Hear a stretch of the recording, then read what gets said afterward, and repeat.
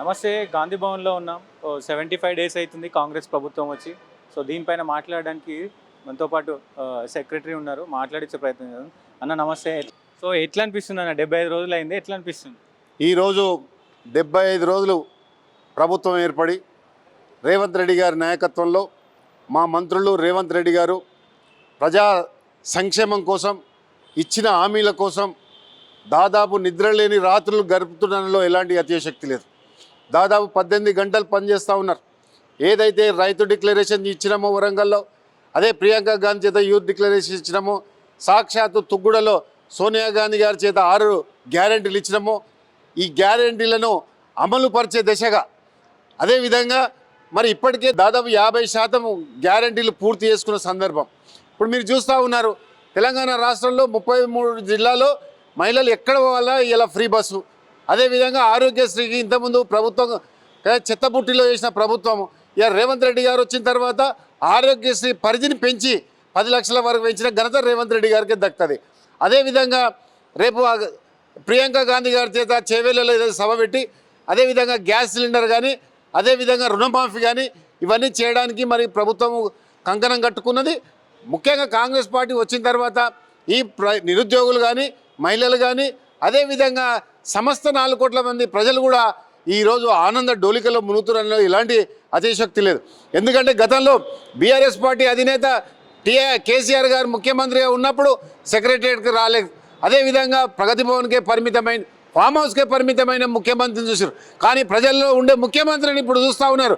ఇలా సెక్రటరియట్ కొనికే సాధారణ కార్యకర్త కాదు, సాధారణ మనిషి కూడా ఈరోజు సెక్రటరియట్లో అడుగుపెట్టి ఏ ఛాంబర్ తిరిగినా ఎవరు అభ్యంతరం చెప్పలేని పరిస్థితిలో ఈరోజు మరి ప్రజారంజకమైన పాలన జరుగుతుందో ఎలాంటి అతిశక్తి లేదు. కనుక ఇలా ప్రజలందరూ కూడా రాష్ట్ర ప్రజలందరూ కూడా సుభిక్షంగా ఉన్నారు.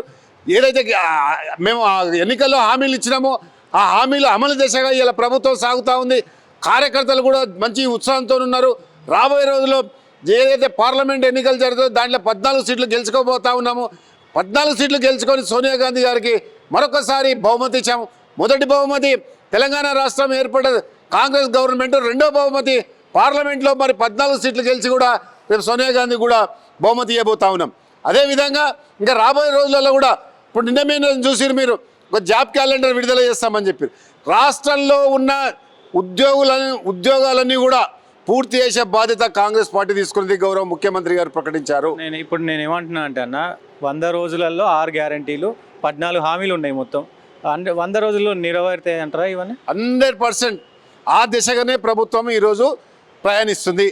ఈ 13 హామీలు ఏవైతున్నాయో ఈ 100 రోజులు కాకపోతే 10 రోజులు అటు ఇటు కొత్త మొత్తం మీద ఈ ఏదైతే 13 మన హామీలు ఇచ్చామో హామీలన్నీ అమలు చేయడానికే ఇలా మేము ఇక బడ్జెట్ చూసిరు. బడ్జెట్ ఎంత అద్భుతమైన బడ్జెట్. మన బడ్జెట్ చూసి దేశంలో ఉన్న రాష్ట్రాలు ఇలా ఆదర్శంగా తీసుకోబడతా ఉన్నాయి. కనుక ప్రభుత్వానికి చిత్తశుద్ధి ఉంది, ప్రభుత్వానికి ఒక సంకల్పం ఉంది. ముఖ్యంగా రేవంత్ రెడ్డి గారు ముఖ్యమంత్రి గారు చాలా ఒక పట్టుదల మనిషి, ఒక గ్రామీణ స్థాయి నుంచి వచ్చిన మనిషి. గ్రామాల పట్ల, గ్రామాల జీవనశైలి పట్ల, ముఖ్యంగా ఎస్సీ ఎస్టీ బీసీల జీవన విధానం మీద ఒక పట్టున నాయకుడు కాబట్టి ఆ వర్గాలను అభివృద్ధి చేసే దిశగా మీరు బాగా గమనించండి. నరేంద్ర మోడీ గారు ప్రధానమంత్రి అయితే ఈ దేశం ఎంతో ఆశించింది. కానీ జనగణన చేపట్టమని ఎన్నోసార్లు డిమాండ్ చేస్తే నేను జనగణన చేపట్టమని చెప్తే సుప్రీంకోర్టు ఆర్డర్ ఇస్తే సుప్రీంకోర్టులో అఫిడవిట్ దాఖలు చేసి మా దద్దమ్మ ప్రభుత్వం అని చెప్పుకున్నారు. కానీ ఇవాళ బీసీ వర్గాలన్నీ హర్షం ఎందుకు వ్యక్తం చేస్తున్నారంటే ఇలా జనగణన చేపట్టి అందులో కులగణన చేపట్టడానికే ఇప్పటికే రేవంత్ రెడ్డి గారు 160 కోట్ల రూపాయలు మరి బడ్జెట్ శాంక్షన్ చేసే చరిత్ర కూడా కాంగ్రెస్ పార్టీ. దానివల్ల ఈరోజు మనకు ఒక శాంటిటీ అంటే ఒక శాస్త్రీయమైన లెక్కలు తేలుతాయి. ఏ కులం ఎంత ఉంది, ఏ శాతానికి ఎంత రిజర్వేషన్ ఇవ్వాలనే దిశగా ఈరోజు ప్రభుత్వం ప్రయాణిస్తుంది. కాబట్టి ఇలా బీసీ వర్గాలు కానీ, నా ఎస్సీ వర్గాలు కానీ, నా ఎస్టీ వర్గాలు కానీ ఇలా రేవంత్ రెడ్డి గారి నాయకత్వాన్ని మరొకసారి బలపరిచారు. ఈ జనగణన చేపట్టడానికి వారికి కృతజ్ఞతలు, ధన్యవాదాలు కూడా తెలుపుతానని చెప్పట్లో చాలా సంతోషిస్తున్నానని ఈ సందర్భంగా చెప్పదలుచుకో. కరెంటు పోతుంది, రైతు బంధు ఇంకా రాలేదంటే ఏం చెప్తారు? కరెంటు పోతలేదు, దుష్ప్రచారం జరుగుతూ ఉంది. రైతు బంధు ఆల్రెడీ 4 ఎకరాలకు 5 ఎకరాలకు పడ్డాయి. ఇప్పుడు మా ముఖ్యమంత్రి గారు చాలా సందర్భాలు చెప్పారు, గత రైతు బంధు ఏ విధంగా చేసినా ఆ విధంగానే కొనసాగుతుంది. రైతు బంధు అనేది దాన్ని ముట్టుకునే ప్రసక్తే లేదు, రైతు బంధు కొనసాగిస్తామని చెప్పారు. దానికి ఇంకా ఎక్స్ట్రాగా అదేవిధంగా ఇంకొక కొన్ని కార్యక్రమాలే ఆ కార్యక్రమాలు కూడా తీసుకోబోతా ఉన్నాం. సో ప్రజావాణిలో ప్రజావాణి జరుగుతుంది, వీక్లీ 2 times జరుగుతుంది. కానీ అక్కడికి వచ్చే అప్లికేషన్ తీసుకుంటున్నా కానీ సమస్య పరిష్కారం కావట్లేదు అని చెప్పి పెద్ద ఎత్తున ప్రచారం జరుగుతుంది. ఏం చెప్తారు? ఇప్పుడు వేల సంఖ్యలో గత ప్రభుత్వానికి ప్రజలకు దూరం పెరిగి ఉండే కనుక కాంగ్రెస్ పార్టీ అధికారంలోకి వచ్చిన గౌరవ ముఖ్యమంత్రి రేవంత్ రెడ్డి గారి ఆలోచన ఏంటంటే ప్రతి అప్లికేషన్ చేసుకోవాలి. ఏ సమస్య మీద అప్లికేషన్ వచ్చింది, ఒక మున్సిపల్ సమస్య వస్తే మున్సిపల్ సమస్యకు సంబంధించి ఆ శాఖకు పంపించడం, దాంట్లో కంప్యూటర్లో ఫీడ్ చేయడము, అదేవిధంగా రెవెన్యూకి సంబంధించి వస్తే రెవెన్యూ శాఖకు పంపించడం, దాన్ని కంప్యూటర్ ఫీడ్ చేసి తద్వారా పరిష్కారం చేస్తామన్నమాట. దాని వల్ల ప్రజలకు లాభం జరుగుతుంది. తాత్కాలికమైన అప్లికేషన్లు తీసుకోవడం కాదు, శాశ్వత పరిష్కారం కోసమే ఇలా ప్రజాపాలన అనేది పెట్టారు. సో ఈ మళ్ళీ కవితకు నోటీసులు ఇచ్చారు నిన్ననే. ఏం చెప్తారు? ఇది పదే పదే ఈ పొలిటికల్ డ్రామా నడుస్తుందా? టీఆర్ఎస్ బీజేపీ ఒక సురభి నాటకానికి తెరదీసిర్రు.